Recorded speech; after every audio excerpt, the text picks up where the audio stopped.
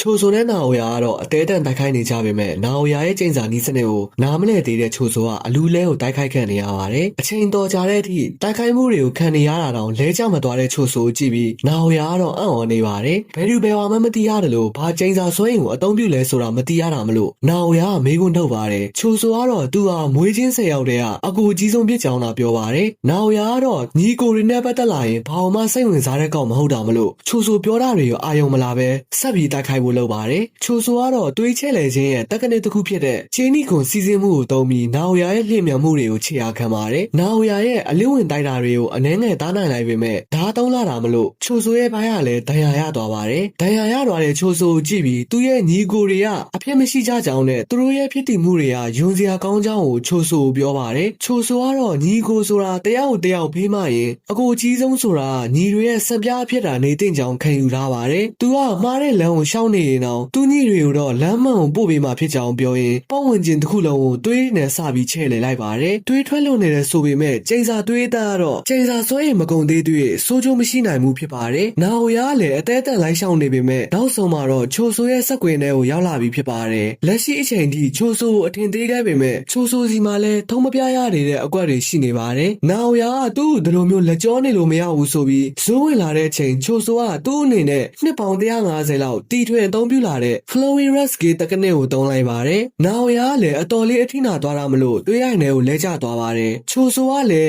ချက်ချင်းဆိုလိုဇီဝင်ချုပ်ပေးဖို့လုပ်ပေမဲ့ယူတာကယူဂျီရဲ့ဂိုးကိုဆွဲပြီးရောက်လာပြီးဖြစ်ပါတယ်။ယူတာကတစ်ချက်တည်းနဲ့အမောက်သိပ်ပေးလိုက်ပြီးနာအိုယာကိုလည်းအထက်စီကနေခံရထက်နေပြီလားဆိုပြီးခနဲ့လိုက်ပါတယ်။ချိုဆိုကလူဆိုတာတဲ့တွေးသားလောင်းကောင်ဖြစ်တာမလို့သူ့ရဲ့တွေးတွေကြောင့်နာအိုယာအစိတ်တက်နေပါတယ်။ယူတာကသူ့အနေနဲ့ reverse တက္ကသိုလ်ကိုသုံးပြီးပြန်လည်ဟိပေးနိုင်တာမလို့သူ့ကိုတခုပြန်ကူညီပေးဖို့ပြောပါတယ်။အဲ့ဒါကတော့ယူဂျီရဲ့တိတ်ဆုံးခြင်းကိုအထက်လူကြီးတွေစီတင်ပြပေးဖို့ပဲဖြစ်ပါတယ်။ယူဂျီရဲ့မသိစိတ်ထဲမှာတော့သူ့မွေးကင်းစားချိန်တုန်းကအဖေအပြက်တချို့ကိုပြန်လည်မြင်အောင်နေပါတယ်။အီတာဒိုရီဂျင်လို့ခေါ်တဲ့ယူဂျီရဲ့အဖေဖြစ်သူနဲ့ဖိုးဖြစ်သူကစကားတွေအပြန်လည်ပြောနေကြတာဖြစ်ပါတယ်။ဘာရဲ့ကြောင့်မှမသိဂျင်ရဲ့ဇနီးကာအိုရီကအစစ်အမှန်ကာအိုရီမဟုတ်တော့တာမလို့အဖိုးဖြစ်သူကလက်လွတ်လိုက်တော့ဖို့တိုက်တွန်းနေတာဖြစ်ပါတယ်။ဒါပေမဲ့ဂျင်ကခလေးရှိမှဒူးဆန်းတာတွေမပြောဖို့ပြောပါတယ်။အဲ့ဒီချိန်အခန်းထဲကိုမိန်းမတယောက်ဝင်လာပါတယ်။သူကတော့ကာအိုရီမဟုတ်တဲ့ကာအိုရီခန္ဓာကိုယ်နဲ့ကန်ဂျာကုပဲဖြစ်ပါတယ်။အဲ့ဒီချိန်ယူဂျီကမိဘအနားမှာပြန်လည်နိုးထားလာပြီးအနားမှာတော့ယူသားစောင့်နေပါတယ်။နိုးလာတဲ့ယူဂျီကိုစူးစိုက်ကြည့်နေပြီးခေါင်းကိုတချမ်းငုံလိုက်က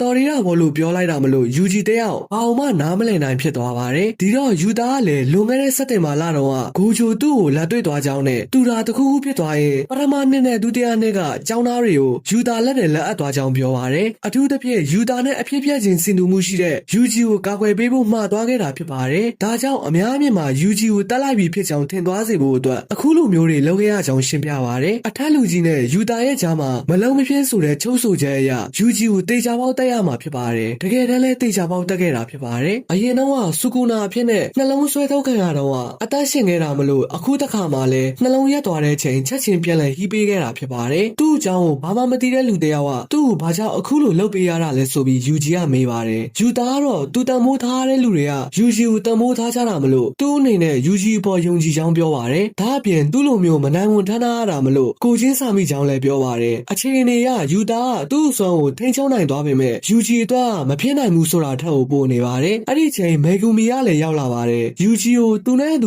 ူကျောင်းကိုလိုက်လာခဲ့ဖို့ပြောပေမဲ့ယူဂျီကသူ့အခြေအနေကိုနားလည်ပြီးသူ့ကိုလက်သင့်မခံဖို့ပြောပါတယ်။သူကလူတွေအများကြီးကိုတတ်မိခဲ့တာလို့ပြောပေမဲ့မေဂူမီကသူလည်းတောင်းဝန်မကြေခဲ့ကြောင်းပြောပါတယ်။သူတို့ကလူတွေကိုအမြဲတမ်းကဲ့တင်ပေးနေရပေမဲ့အတိအမှတ်ပြုတာကိုတော့ခံခဲ့ရခြင်းမရှိဘူးဖြစ်ပါတယ်။ဒါပေမဲ့ဘလို့အခြေအနေကိုပဲရရောက်လူတွေကိုကဲမြဲကဲ့နေရမှာဖြစ်ကြောင်းပြောပါတယ်။အခုအချိန်မှာဘာမှစဉ်းစားမနေပဲသူ့ကိုကူညီပေးဖို့တောင်းဆိုပါတယ်။ကာမိုနိုရီတိုရှိကျင်းပတဲ့ကျင်းစာပညာရှင်တွေကိုတောက်တင်တဲ့ပွဲမှာမေဂူမီရဲ့အမရှူမီကီကလည်းပါသွားတာဖြစ်ပါတယ်။ရှူမီကီဆိုတာကန်ဂျာကူရဲ့ gas ritual ကြောင့်နှစ်ပေါင်းများစွာကိုမာဝင်နေတဲ့ကောင်မလေးဖြစ်ပါတယ်။မေဂူမီကမတောင်းဆိုစဘူးတောင်းဆိုနေတာမလို့ယူဂျီကလည်းချက်ချင်းကူညီဖို့ဆုံးဖြတ်လိုက်ပါတယ်။အခုယူဂျီအနေနဲ့စူကူနာလက်ချောင်15ချောင်းကိုစားပြီးဖြစ်တာမလို့နောက်ထပ်များစားမိသွားရင်ထိန်းချုပ်မှုကလုံးဝကိုလွတ်ကင်သွားမှာဖြစ်ပါတယ်။အကယ်၍များထိန်းချုပ်နိုင်စွမ်းမရှိတော့ရင်သူ့တေချာပေါက်တက်ပေဖို့ကိုလည်းယူသားစီမှာပါတယ်။ယူသားကလည်းအကောင်ဆုံးလုပ်ပေးမှာဖြစ်ကြောင်းပြောပါတယ်။အဲ့ဒီနောက်မှာတော့တန်ကန်ဆာမနဲ့ဆက်သွယ်နိုင်မှုအတွက်ကျောင်းတော်စီကိုပြန်ဖို့အစီအစဉ်ဆွဲကြပါတယ်။ဂိုဂျိုချိတ်ပိတ်ထားကနေလွန်မြောက်စီဖို့အတွက်ဖြည့်ရှင်းနည်းကိုတန်ကန်တယောက်တွေရတာအဖြေထုတ်ပေးနိုင်မှာဖြစ်ပါတယ်။တန်ကန်ရှိနေတဲ့အခန်းကလည်းအမြဲတမ်းမွေ နှောင်းနေတဲ့တကားပေါက်ထောင်ကျော်တွေကကျဲတာခမ်းမနဲ့ဆက်နွယ်နေတဲ့အခန်းဆိုတာကိုပဲသိထားရပါတယ်ဒီတော့အဲ့ဒီကမှတခန်းကိုတေချာပေါက်မှန်းဆနိုင်မှဆက်တွေ့နိုင်မှာဖြစ်ပါတယ်အဲ့ဒီချိန်ယူဂျီကမေဂူမီကိုကူကီဆာကီအခြေအနေဘယ်လိုရှိလဲမေးပါတယ်မေဂူမီကဘာပြေမပြန်မပြောရမလို့ယူဂျီတယောက်အခြေအနေကိုသဘောပေါက်လိုက်ပါတယ်အဲ့ဒီချိန်ချိုဆိုကရောက်လာပြီးတန်ကန်နဲ့ဆက်တွေ့နိုင်မှုအတွက်သူ့စီမှာအကြံရှိကြောင်းပြောပါတယ်ဒီလိုနဲ့ကျောင်းတော်စီကိုရောက်လာကြပြီးမြေရောက်ခန်းထဲမှာအတင်းဆောက်နေတဲ့မာကီနဲ့ယူကီကိုတွေ့လိုက်ရပါတယ်ရှီဘူယာအင်စီဒန့်မှာတော့မီးကျွမ်းခဲ့ပြီး reverse technique နဲ့ပြန်လည်ကူးသားထားတာမှအမာရွေးတွေကကြံရင်းနေစေဖြစ်ပါတယ် heavenly restoration အပြေအဝမနိုးထားလာသေးပေမဲ့တိုဂျီလိုထူကဲတဲ့ပါရမီရှိတာကိုတော့နားလည်လိုက်ကြပြီဖြစ်ပါတယ်တန်ကန်နဲ့ဆက်တွေ့နိုင်မှုအတွက်ကဦးစားပေးဖြစ်တာမလို့ချိုဆိုကသူ့ရဲ့အစီအစဉ်ကိုရှင်းပြပါတယ်ချိုဆိုနဲ့တည်သွားပြီဖြစ်တဲ့သူ့ညီနှစ်ယောက်ကမာရီတိုကြောင့်အတန်းဝင်လာတာဖြစ်ပါတယ်ဒီမတိုင်ခင်ဗရေသားလောင်းအပါဝင်လက်နဲ့တူလောင်ထားတဲ့အခန်းထဲကိုမာရီတိုကခိုးဝင်နိုင်ခဲ့တာဖြစ်ပါတယ်လက်နဲ့တူလောင်ထားတဲ့အခန်းနဲ့ကျဲတာယာခမ်းမကဆန်းနွယ်နေတာဖြစ်ပါတယ်အဲဆိုကယ်ချီစုနဲ့ယူဂျီပါဝင်ချိုဆိုမှာညီကို10ယောက်ရှိပါတယ်လက်နဲ့တူလောင်ခန်းထဲမှာတော့နိုရန်ဆို